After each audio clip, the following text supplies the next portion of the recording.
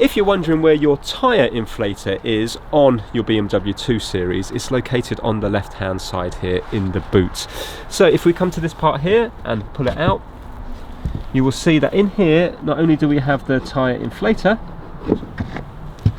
which is here, we also have the stuff that you put into your tyre, and you also have your locking wheel nut as well. And if you ever needed it, we have the towing eye there as well. So that's it, that's all located in here, and when you're finished with them, they will store all nicely in here.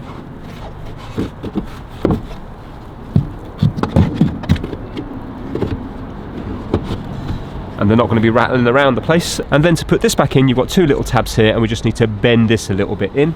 So two tabs in first, bend that in a little bit, and that is now home. Now if you're wondering where to plug this in, it goes into your 12-volt supply, the old cigarette lighter in your car. So we have one just here,